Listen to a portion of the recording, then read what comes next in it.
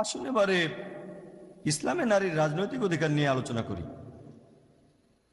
আল্লাহ পবিত্র কোরআনে বলেছেন, সূরা তাওবার ৭১ নম্বর আয়াতে উল্লেখ করা হয়েছে, والمؤمنون والمؤمنات بعضهم أولياء بعض মুমিন পুরুষ এবং মুমিন নারী একে অপরের বন্ধু, সাহায্যকারী, শুধু সামাজিকভাবে না, রাজনৈতিকভাবেও। আল্লাহ পবিত্র কোরআনে বলেছেন, সূরা মুমতাহিনার ১২ নম্বর আয়াতে উল্লেখ করা হয়েছে, হে নবী, যখন মুমিন নারীরা তোমার কাছে এসে বায়াত করে তাদের বায়াত গ্রহণ করো। এটা এখনকার ভোটের চেয়ে অনেক বেশি ভালো। ভোটে আমরা কি করি? একটা দেশের প্রধানকে নির্বাচন করি। তবে এখানে আমাদের নবীজি পাশাপাশি এই মহিলারাও সবাই মানছে যে নবীজি দেশের প্রধান, সবাই এটাও মানছে যে তিনি আল্লাহর রাসূল, আল্লাহ প্রেরিত পুরুষ। এটা বর্তমানের এই ভোট দেওয়ার সিস্টেমের চেয়ে অনেক বেশি ভালো। ইসলাম ধর্মে একজন মহিলা আইন প্রণয়নেও অংশ নিতে পারে। একবার একটা ঘটনা, যে হযরত ওমর রাদিয়াল্লাহু আনহু, ইসলামের দ্বিতীয় খলিফা, তিনি সাহাবীগণের সঙ্গে আলোচনা করছিলেন যে দেনমোহরের কোনো সর্বোচ্চ সীমা ঠিক করে দেওয়া যায় কিনা। মেয়েরা অনেক মোহর দাবি করে থাকে, একটা সীমা বেঁধে দেওয়া যায় কিনা। তখন মসজিদের একেবারে পেছনের কাতারের এক মহিলা প্রতিবাদ জানিয়ে বলল, এই মহিলার নামটা উল্লেখ করা হয়নি, হয়তো খুবই সাধারণ একজন মহিলা, কোনো জ্ঞানীগুণী মহিলা না, একজন সাধারণ মহিলা মসজিদের পেছনের কাতার থেকে প্রতিবাদ জানালো। সে বলল, যখন আল্লাহ তাআলা কোনো সর্বোচ্চ সীমা বেঁধে দেননি, কারণ পবিত্র কোরআনে সূরা নিসার ২০ নম্বর আয়াতে উল্লেখ করা হয়েছে স্ত্রীকে অগাধ অর্থ দেওয়া যেতে পারে, তাহলে যখন আল্লাহ আমাদের স্রষ্টা কোনো সীমা বেঁধে দেননি, তখন ওমর কেন রাদিয়াল্লাহু আনহু সীমা বেঁধে দেবেন? আর ইসলামের দ্বিতীয় খলিফা হযরত ওমর রাদিয়াল্লাহু আনহু বললেন, আমি ভুল বলেছি, মহিলার কথাই ঠিক। তার মানে এই মহিলা সংবিধান লঙ্ঘন করার অভিযোগ এনেছিল। এই হাদিসটাকে সহিহ হাদিস বলা হয়। মহিলারা, সহিহ বুখারীতে একথা আছে, মহিলারা যুদ্ধের ময়দানেও গিয়েছে, তারা আহত সৈনিকদের পানি দিয়েছে, তাদের চিকিৎসা করেছে, সেবা করেছে। সহিহ বুখারীতে একটা ঘটনার কথা বলা হয়েছে, একজন মহিলা, তার নাম নাফিসা, উহুদের যুদ্ধের সময় এই মহিলা অন্যান্য সাহাবীগণের পাশাপাশি নবীজিকে রক্ষা করেছিল, এজন্য সে মারাত্মক আহত হয়েছিল। নবীজি এই সময় তার সাহসের প্রশংসা করেছিলেন। এই হলো সংক্ষেপে ইসলামে নারীর রাজনৈতিক অধিকার। আমি আগেও আপনাদের বলেছি, ইসলাম ধর্মে পুরুষ এবং নারী সমান। তবে সমান মানে এই না যে তারা একই রকম। মেকআপের উপর ভিত্তি করে, ব্যাকগ্রাউন্ডের উপর ভিত্তি করে পুরুষ আর নারীর পার্থক্য আছে। শারীরিকভাবে, মানসিকভাবে, প্রাকৃতিকভাবে এরা আলাদা। এই মেকআপের উপর ভিত্তি করে আল্লাহ আমাদের জন্য নিয়ম ঠিক করে দিয়েছেন। আর পবিত্র কোরআন বলছে, সূরা নিসার ৩২ নম্বর আয়াতে উল্লেখ করা হয়েছে, আমাদের কারি ডক্টর ওসমান শুরুতেই আয়াতটা তেলাওয়াত করেছিলেন। তো সূরা নিসার ৩২ নম্বর আয়াতে বলা হয়েছে যে তোমরা লালসা করো না, এভাবে বলো না যে এটা ঠিক আর ওটা ভুল। তোমরা জানো না, আল্লাহ জানেন তোমাদের জন্য কোনটা ভালো। যেটাকে ভাবছো ভালো, সেটা ভালো নাও হতে পারে। যেটাকে ভাবছো খারাপ, হয়তো সেটাই তোমার জন্য ভালো। আপনারা যদি নুজিলে কোরআন পড়েন, এই আয়াতটা কেন নাজিল হয়েছিল? আয়াতটা নাজিল হয়েছিল কারণ নবীজির স্ত্রীগণ তার কাছে নালিশ করেছিলেন। তারা বলেছিলেন যে আমরাও কেন জিহাদে যেতে পারবো না, আমরা অধিকার চাই। তারপর সম্পত্তি ভাগের ব্যাপারেও আমরা সমান পাবো না কেন? আয়াতটা নাজিল হলো। আল্লাহ কারণটা জানেন, আপনি জানেন না। সম্পত্তি এভাবে ভাগ করার যুক্তিটা আপনাদের বলেছি। এখন মহিলারা জিহাদ করতে চায়, লড়াই করতে চায়। আমাদের নবীজি মুহাম্মদ সাল্লাল্লাহু আলাইহি ওয়াসাল্লাম বলেছেন, হযরত আয়েশা রাদিয়াল্লাহু আনহা তাকে জিজ্ঞেস করেছিলেন, আমরা কি জিহাদে যেতে পারি? এটা আছে সহিহ বুখারীতে। নবীজি বললেন, মহিলাদের জন্য শ্রেষ্ঠ জিহাদ হচ্ছে হজ পালন করা। আল্লাহ জানেন তাদের জন্য কোনটা ভালো। আর যেসব লোকজন ইসলাম এবং কোরআনের বিরুদ্ধে কথা বলে থাকে, তারাও এটা জানে কিন্তু স্বীকার করতে চায় না। এই পশ্চিমা বিশ্ব, পশ্চিমা মিডিয়া, এরা ইসলামের সমালোচনা করে। আমি এই পশ্চিমা বিশ্ব আর পশ্চিমা মিডিয়াকে বলছি, তারা বলে ইসলাম নারীকে নিচু করে রেখেছে, কিন্তু তারা আরো বেশি নিচু করে রেখেছে এই নারী জাতিকে। আমি একটা সহজ প্রশ্ন করি, যখন গেমস হয় তখন পুরুষ আর মহিলারা আলাদাভাবে অংশ নেয় কেন? অলিম্পিকে 100 মিটার দৌড়, পুরুষ আর মহিলারা কেন একসাথে দৌড়ায় না? কেন? ছেলে কেন আলাদা আর মেয়েরাও কেন আলাদা? তারপর সুইমিং, ফ্রিস্টাইল সুইমিং, পুরুষ আর মহিলারা একসাথে সাঁতার কাটে না কেন? তারপর ধরেন লন টেনিস আর badminton, men's badminton, women's badminton, কেন? অবশ্য মিক্সড আছে, মিক্সড ডাবল আছে, একজন পুরুষ একজন মহিলা, মানে একজন বড় আর একজন ছোট। মিক্সড ডাবল, দুজন পুরুষের বিরুদ্ধে দুজন মহিলা খেললো না কেন? একটা টিমে একজন পুরুষ একজন মহিলা, অন্য টিমে একজন পুরুষ একজন মহিলা। এক টিমে দুজন পুরুষ, অন্য টিমে দুজন মহিলা দিচ্ছেন না কেন? কারণ পশ্চিমা বিশ্ব জানে যে শারীরিকভাবে পুরুষ আর মহিলা আলাদা। এখন আপনারা অলিম্পিক কমিটির কাছে গিয়ে বলেন, আপনারা মেয়েদের ছোট করছেন কেন? পুরুষ মহিলা একসাথে দৌড়াচ্ছে না কেন? কোন মিডিয়া কি কখনো এইসব খেলাধুলার ব্যাপারে কোনো আপত্তি জানিয়েছে? না। তারপর বক্সিং ম্যাচ, পুরুষ আর মহিলারা কেন একসাথে বক্সিং করে না? তবে ধরেন আপনি পরীক্ষা দিচ্ছেন, ক্লাস 10, ছেলে মেয়ে একসাথে পরীক্ষা দেয়, গ্র্যাজুয়েশন পরীক্ষাতেও তারা একসাথে বসে, কারণ আমরা জানি হ্যাঁ পড়াশোনার কথা বলছেন, পুরুষ আর মহিলা সমান। তবে শারীরিকভাবে দেখলে তারা আলাদা। তারপর বিউটি কন্টেস্ট, মেয়েদের বিউটি কন্টেস্ট হয়, ছেলে মেয়ে একসাথে বিউটি কন্টেস্ট হয় নাকি কখনো? আপনারা কি এমন কোন বিউটি কন্টেস্টের কথা শুনেছেন যেখানে পুরুষ মহিলা একসাথে অংশ নিয়েছে? কখনো দেখেছেন? কেন? কারণ একটা মেয়ের সৌন্দর্য আর একটা ছেলের সৌন্দর্য আলাদা। এমনকি পশ্চিমা বিশ্ব সেটা জানে, কিন্তু তারা এটা স্বীকার করতে চায় না। তাহলে অনেক ক্ষেত্রে পুরুষ আর মহিলা একই রকম, অনেক ক্ষেত্রে একরকম না।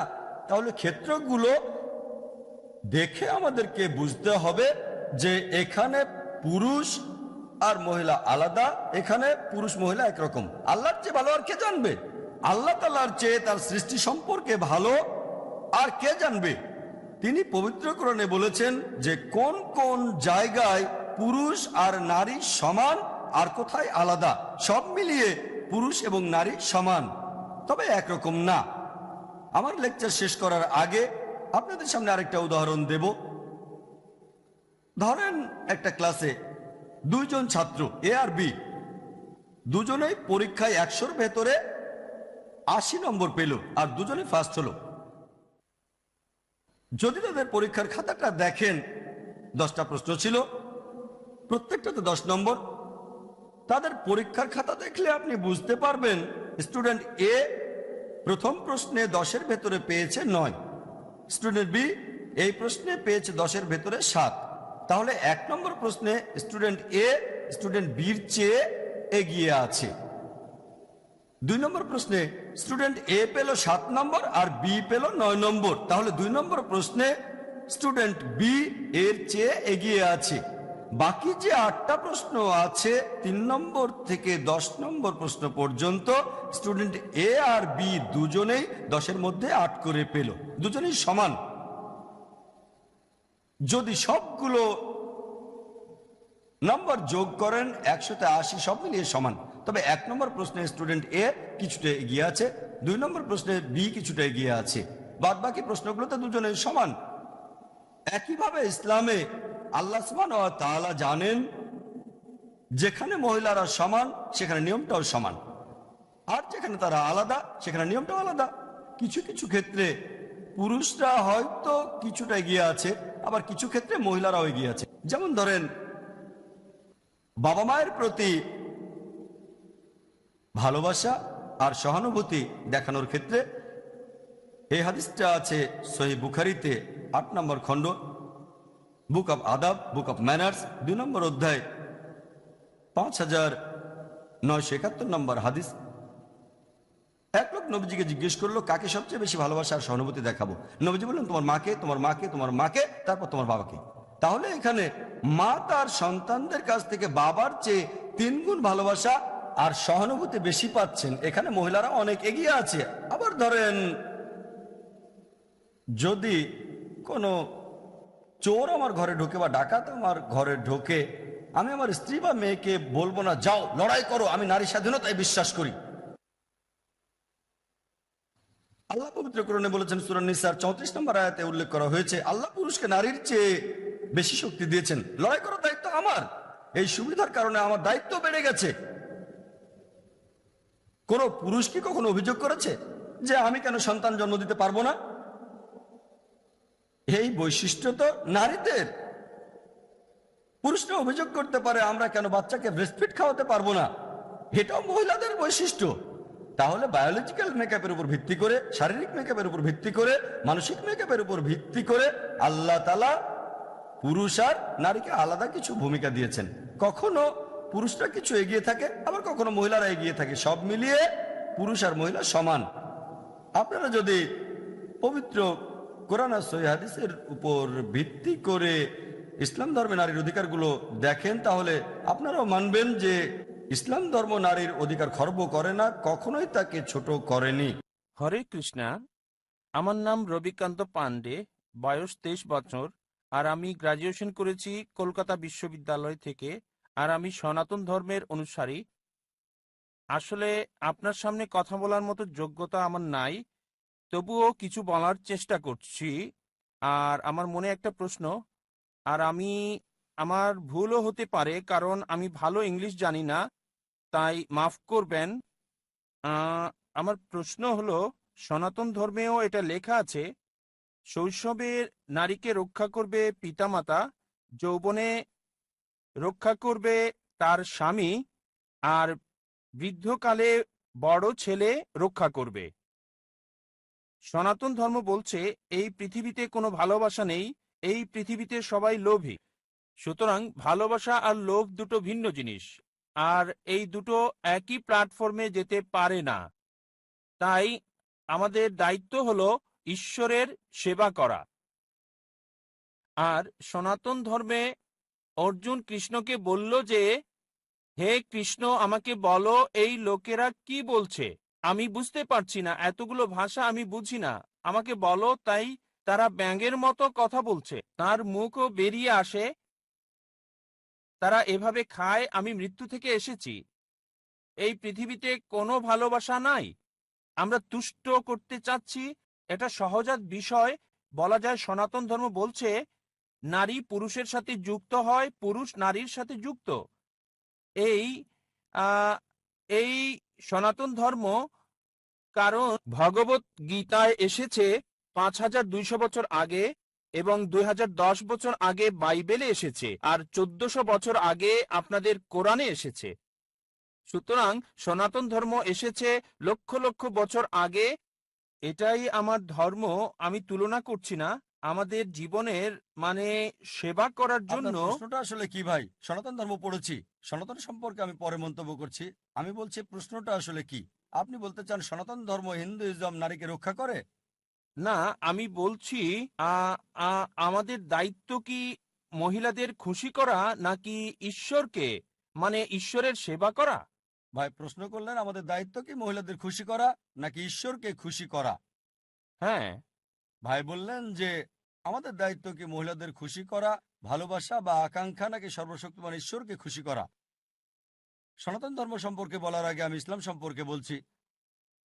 আল্লাহ পবিত্র কোরআনে বলেছেন, আমার আলোচনায় বলেছি, সূরা রুম অধ্যায় 30 আয়াত 21 বলা হয়েছে, আল্লাহ সুবহানাহু ওয়া তাআলা তোমাদের সঙ্গী সৃষ্টি করেছেন তোমাদের থেকে যেন তোমরা শান্তি পেতে পারো, আর তিনি আমাদের হৃদয়ে দয়া ভালোবাসা সৃষ্টি করেছেন। তার মানে আল্লাহ আমাদের সঙ্গী সৃষ্টি করেছেন, আমাদের স্ত্রীদের, আমাদের সাথীদের, তাদের নিকট থেকে যেন শান্তি পেতে পারি, তোমরা শান্তি পাবে, সুখ পাবে। আর সর্বশক্তিমান ঈশ্বর তোমাদের হৃদয়ে ভালোবাসা সৃষ্টি করেছেন। আমাদের প্রিয় নবী মুহাম্মদ সাল্লাল্লাহু আলাইহি সাল্লাম বলেছেন যে স্ত্রীর সাথে সহবাস করাটা হচ্ছে নেকির কাজ। সাহাবীগণ বললেন, সহবাস করার সওয়াবের কাজ কিভাবে? উত্তর হচ্ছে কারণ তুমি তো বৈধ পথেই আছো। যদি অবৈধভাবে তা করতে, স্ত্রী ছাড়া অন্য কারোর সাথে, এটা নিষিদ্ধ। সুতরাং বৈধ পথে থাকলে এটা ভালো, এটা উত্তম, আপনি ভালো কাজ করছেন। তাই স্ত্রীর সাথে সহবাস করলে তার জন্য সর্বশক্তিমান ঈশ্বর প্রতিদান দেবেন। আপনি ঠিকই বলেছেন যে ভালোবাসা মানে স্বার্থের জন্য। আমিও সনাতন ধর্ম পড়েছি, আর তাতে ঈশ্বরের একত্ববাদের কথা দেখেছি আছে। আপনি জানেন হিন্দু ধর্মে অনেকগুলো দল রয়েছে, হয়তো জানেন এগুলো বিভিন্ন ধরনের মতবাদ। সবচেয়ে পবিত্র গ্রন্থ হচ্ছে শ্রুতি আর স্মৃতি। হিন্দু ধর্মগ্রন্থ মতে শ্রুতি হচ্ছে ঈশ্বরের বাণী, এগুলো বেদের অন্তর্ভুক্ত। এগুলো এক ঈশ্বরে বিশ্বাস করে, ঈশ্বরের কোনো প্রতিমূর্তি নেই। আমি উদ্ধৃতি দিতে পারি, আমার ভিডিও ক্যাসেট দেখতে পারেন। ইসলাম এবং হিন্দু ধর্মের সাদৃশ্য। এখন আমাদের কি মহিলাদের খুশি করা উচিত নাকি ঈশ্বরকে খুশি করা উচিত? প্রথমত, আমার লেকচারে বলেছি প্রত্যেক মানব জাতির উদ্দেশ্য হোক পুরুষ বা নারী, সর্বশক্তিমান ঈশ্বরকে খুশি করা। যখন ঈশ্বরকে সন্তুষ্ট করছেন, মহিলা খুশি হতে পারে আবার নাও হতে পারে। যদি ভালো ধার্মিক মহিলা হয়, সে খুশি হবে যদি আপনি ঈশ্বরকে সন্তুষ্ট করেন। যেমন ধরেন, ঈশ্বর বলছে শুধু স্ত্রীর সাথে সহবাস করবে। ধার্মিক মহিলা যে মহসিনা, সে খুশি হবে, কিন্তু অসৎ মহিলা সে খুশি হবে না। বলবে, কেন ঈশ্বরকে মানছো, আমাকে মানো। সে হয়তো খতোয়াতে শয়তান হতে পারে, সে হয়তো অনিষ্টের কারণ হতে পারে। আপনি কৃষ্ণ সম্পর্কে বললেন যে কৃষ্ণ অর্জুনকে উপদেশ দিচ্ছে। যেহেতু কৃষ্ণের কথা বলছেন যে সে হিন্দুদের জন্য রোল মডেল, আর যখন মহাভারত পড়ি, আপনি জানেন সাদৃশ্য নিয়ে একটা লেকচার দিয়েছি। আপনি প্রশ্ন করেছেন তাই বলছি, মহাভারতে কি আছে যে কৃষ্ণ যখন নদীর তীরে যেত, যখন মহিলার গোসল করতে আসতো, সে তখন কাপড়গুলো নিয়ে সেখান থেকে পালিয়ে যেত। কি জন্য? ভালোবাসা নাকি অসৎ উদ্দেশ্য? কারণ সে ঈশ্বর, সে পারে। যেমন ধরেন আমি সম্মান করি, আমি ঈশ্বর যদি নারীদের কাপড় চুরি করতে চায় আর কাপড় নিয়ে চলে যায়, ঠিক আছে, কাপড় ছাড়া বেরিয়ে এসো, তাহলে কেন আপনি আমি করতে পারবো না? ঈশ্বরকে কপি করতে চাইলে কেন আপনি করবেন না? আর সেক্ষেত্রে হয়তো বলবেন এটা ঐশ্বরিক। ঈশ্বরকে আমরা কপি করব না, কারণ ঈশ্বর বিভিন্ন স্তরে রয়েছে। কিন্তু যদি কৃষ্ণকে ঈশ্বর বিবেচনা করেন, যদি ঈশ্বর নারীদের কাপড় নিয়ে যাওয়ার মতো কিছু করে থাকে আর বলে কাপড় ছাড়াই আসো, আপনি সেটা করতে পারবেন না? সহজেই করতে পারবেন। আর হিন্দি ছবিতে তাই দেখা যায়, দেখবেন এগুলো সবই আছে। আমি বলতে চাচ্ছি আমাদের সঠিকটা গ্রহণ করা উচিত। সনাতন ধর্ম পড়েছি, অনেক বিষয় আছে যেগুলো ভালো, শত শত হাজার হাজার ভালো বিষয় আছে, কিন্তু যেটা ভালো না সেটা আপনাকে বাদ দিতে হবে। আমি একটা লেকচার দিয়েছি ইসলাম ও হিন্দু ধর্মের সাদৃশ্য নিয়ে। এখন কৃষ্ণ সম্পর্কে বলছেন, ভালোবাসা আর লোভ নিয়ে বলছেন। কৃষ্ণের অনেক কিছুই আমি সমর্থন করি, কিন্তু সব কিছু না। অনেক কিছুই তিনি বলেছেন। তিনি বলেছেন ক্ষত্রিয় হতে, অন্যায়ের বিরুদ্ধে যুদ্ধ করতে, যদি আপনজনের বিরুদ্ধেও যায়। তিনি এটা বলেছেন ভগবদ গীতায় 2 অনুচ্ছেদ 31। একই কথা আছে কোরআনে সূরা নিসা অধ্যায় 4 আয়াত 135-এ, যে ন্যায়ের পক্ষে যুদ্ধ করো। যেহেতু আল্লাহ সুবহানাহু ওয়া তাআলা দেখছেন, যদি এটা তোমার বিরুদ্ধে যায়, আত্মীয়দের বিরুদ্ধে যায়, তোমার বাবা মার বিরুদ্ধে গেলেও আল্লাহ ভয়কে রক্ষা করেন। তাই তার কথা যদি কোরআনের সাথে মিলে, আমার ঈশ্বরের কথার সাথে মিলে, আমি মানব। কিন্তু সবকিছুই মানব না। আমি জানি কোরআন ঈশ্বরের বাণী, আর এ কারণেই আমি বলি এটা হলো ফুরকান। ফুরকান হলো সত্য মিথ্যার পার্থক্যকারী। যদি আপনি এটা পড়েন, এটা হলো সর্বশেষ এবং চূড়ান্ত বার্তা সর্বশক্তিমান ঈশ্বরের, যা মানব জাতিকে দেওয়া হয়েছে। এটা পড়েন। আমি চ্যালেঞ্জ করলাম একটা মাত্র ভুল বের করতে। অন্যান্য গ্রন্থ যেগুলো আছে, অন্যান্য ধর্মগ্রন্থ, সময়ের আবর্তে সেগুলোর পরিবর্তন ঘটেছে, সংযোজন হয়েছে, মিশ্রণ হয়েছে। একথা কে বলেছে?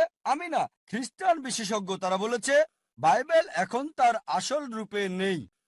মহাভারত বিশেষজ্ঞরা বলছে শুরুতে মহাভারত একটা গল্প ছিল, যা অর্জুনের দাদা মানুষজনকে বলেছিল। পরবর্তীতে হলো 8,000 শ্লোকাস থেকে 24,000 শ্লোকাস। এখন দেখবেন 1 লাখেরও বেশি শ্লোকাস সংস্করণ আর সংযোজন। আমি মানতে পারি না যে ঈশ্বর তা করেছেন। ঈশ্বরের কথা বাদ দেন, ঈশ্বরের বার্তাবাহক এমনটা করবেন না। আমি যা বলবো এটা হয়তো একটা সংযোজন।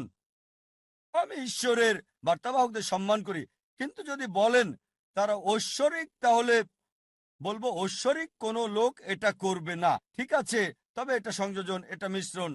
আমি এ কারণে আপনাকে অনুরোধ করব এমন একটা বই পড়েন যেটা শতভাগ সঠিক, সম্পূর্ণ ত্রুটিমুক্ত। আল্লাহ বলেছেন পবিত্র কোরআনে সূরা হিজর অধ্যায় 15 আয়াত 9 যে আমি কোরআন নাজিল করছি, আমি এর হেফাজত করব। সর্বশক্তিমান ঈশ্বর নিজেই বলেছেন তিনি এই কোরআনকে হেফাজত করবেন। যদি এটা পড়েন সঠিক অধিকার পাবেন যা মহিলারা পৃথিবীতে পেতে পারে। আশা করি উত্তরটা পেয়েছেন। হাই, আমার নাম ক্লোই, কানাডা থেকে এসেছি। আমি এখানে মুম্বাইয়ের ছাত্রী। আমার প্রশ্ন হলো যে কেন এখানে মানে ইন্ডিয়ায় মহিলাদের মসজিদে যেতে দেওয়া হয় না? বোন খুব সুন্দর একটা প্রশ্ন করলেন যে কেন ইন্ডিয়াতে মহিলাদের মসজিদে যেতে দেওয়া হয় না। এজন্য ইন্ডিয়া দায়ী, কোরআন হাদিস না। আমি আমার লেকচারে বলেছি ইসলামকে বিচার করবেন না মুসলিমদের দেখে অথবা মুসলিম সমাজের লোকদের দেখে, ইসলামকে বিচার করবেন কোরআন এবং সহিহ হাদিস দেখে। আমাদের প্রিয় নবীজি মুহাম্মদ সাল্লাল্লাহু আলাইহি ওয়াসাল্লাম বলেছেন, সহিহ বুখারীর একটা হাদিস, তিনি বলেছেন আল্লাহর ভৃত্যদের মধ্যে মহিলাদেরকে মসজিদে যেতে বাধা দিও না। আরেকটা হাদিস সহিহ বুখারীর ভলিউম নাম্বার 1 বুক অফ সালাহ 865 নম্বর আগে তিনি বলেছেন যে যদি মহিলা ভৃত্য মানে মুসলিম নারী আল্লাহর ভৃত্য যদি তারা মসজিদে যেতে চায় রাতের বেলায় তাদের বাধা দিও না। এখন আমাদের ভারতীয় সংস্কৃতিতে মহিলারা মসজিদে যেতে পারে, তাদের যেতে দেওয়া হয়, তবে আলাদা ব্যবস্থা, আলাদা প্রবেশ পথ, আলাদা অজুর ব্যবস্থা, নামাজের জন্য আলাদা জায়গা।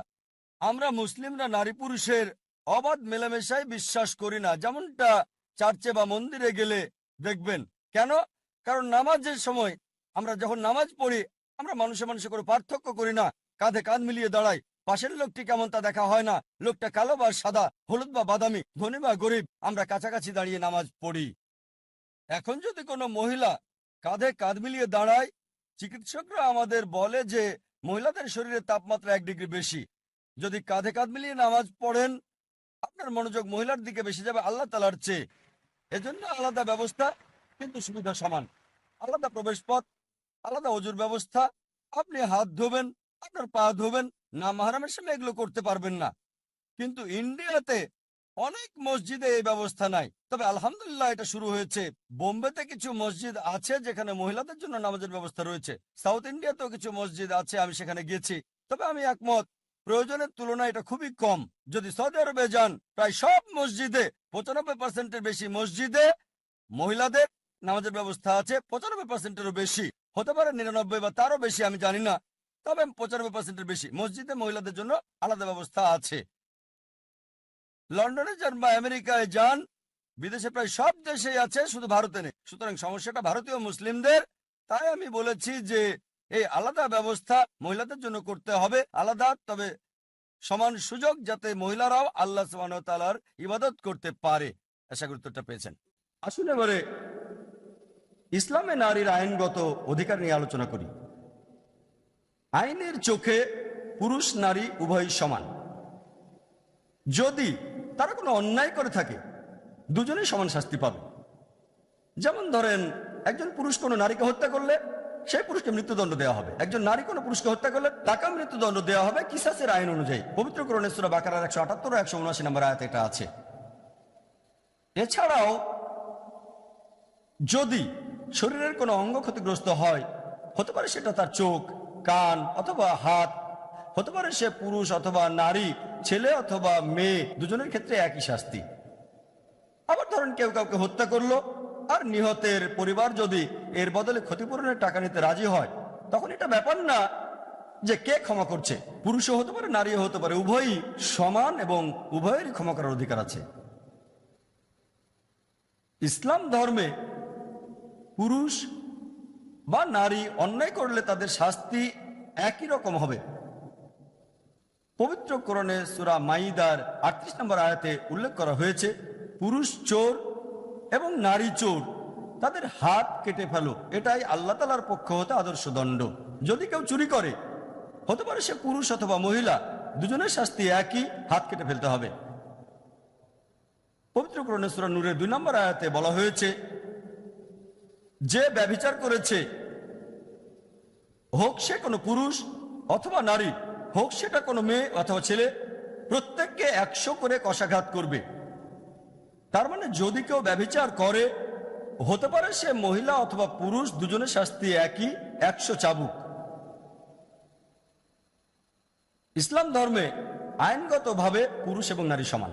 ইসলামে মহিলাদের কোনো ব্যাপারে সাক্ষী হওয়ার অধিকার আছে।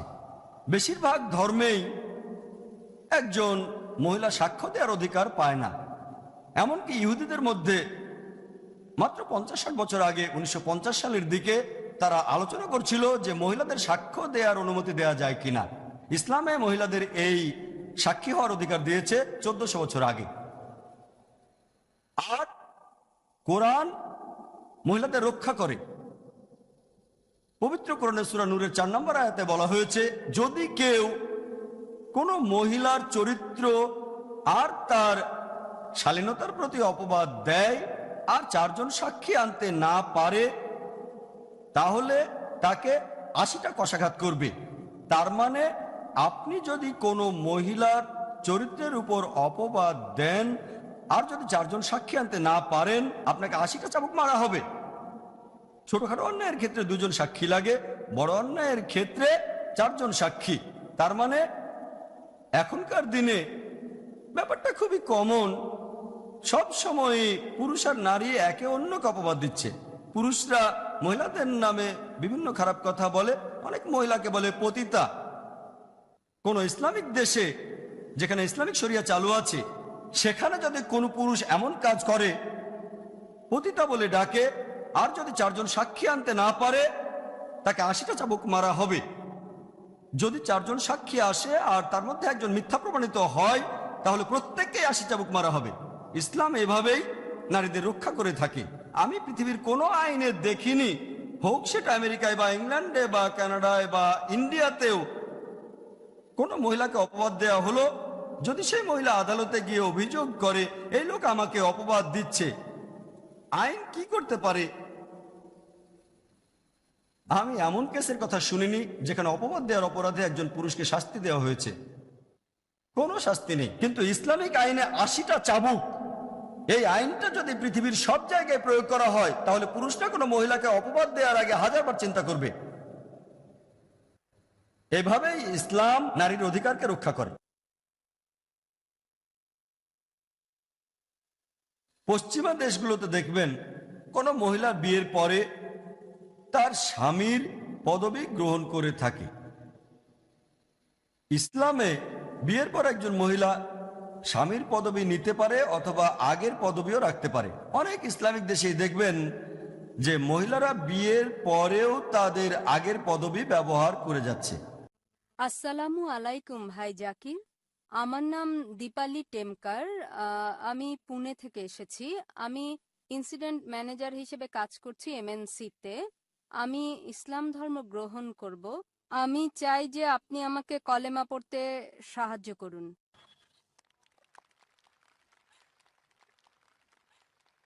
মাশাআল্লাহ বোন দীপালি পুনে থেকে এসেছেন, এমএনসিতে কাজ করেছেন আর ইসলাম গ্রহণ করতে চান। বোন, ইসলাম গ্রহণের আগে একটা বিষয় পরিষ্কার করতে চাই, কেউ কি আপনাকে ইসলাম গ্রহণে বাধ্য করছে? জি না ভাই। প্রায় 1 বছর ধরে আমি ইসলাম নিয়ে পড়াশোনা করছি, আর ভাবলাম যে এখনই আমার জন্য একটা বড় সুযোগ। মাশাআল্লাহ, কেউ কি আপনাকে জোর করছে? জি না।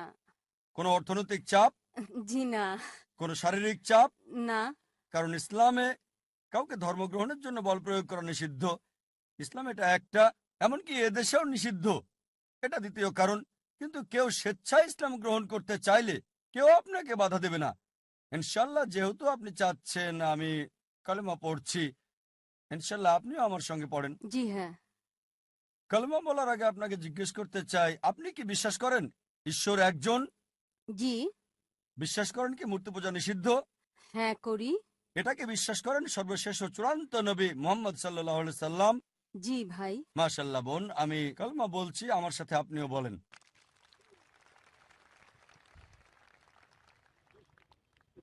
আশহাদু আশহাদু আল্লাহ আল্লাহ ইলাহা ইলাহা ইল্লাল্লাহ ইল্লাল্লাহ ওয়া আশহাদু ওয়া আশহাদু আন্না আন্না মুহাম্মাদান মুহাম্মাদান আবদুহু আবদুহু ওয়া রাসূলুহু। ওয়া রাসূলুহু। আমি সাক্ষ্য দিচ্ছি আমি সাক্ষ্য দিচ্ছি যে যে কোনো ঈশ্বর নেই কোনো ঈশ্বর নেই আল্লাহ ছাড়া। আল্লাহ আমি ছাড়া। আরো সাক্ষ্য দিচ্ছি আমি আরো সাক্ষ্য দিচ্ছি যে যে নবী মুহাম্মদ নবী মুহাম্মদ হলেন হলেন বান্দা বান্দা এবং রাসূল এবং রাসূল আল্লাহর। আল্লাহর। মাশাআল্লাহ বোন, এখন আপনি মুসলিম। ধন্যবাদ। আল্লাহ সুবহানাহু ওয়া তাআলা আপনাকে পুরস্কৃত করুন, যেন আল্লাহ আপনাকে জান্নাতে দেন। এটা ভালো, আপনি ইসলাম নিয়ে 1 বছর পড়াশোনা করেছেন, খুবই ভালো যে কোরআন হাদিস পড়েছেন। অন্যথায় মিডিয়া ইসলামকে দেখলে হয়তো আপনি ইসলাম গ্রহণ করতেন না। আল্লাহ সুবহানাহু ওয়া তাআলার কাছে দোয়া করি যাতে আপনার প্রচেষ্টা কবুল করেন, আর ইনশাআল্লাহ আপনাকে জান্নাতে দেবেন। ধন্যবাদ। ধন্যবাদ। ধন্যবাদ।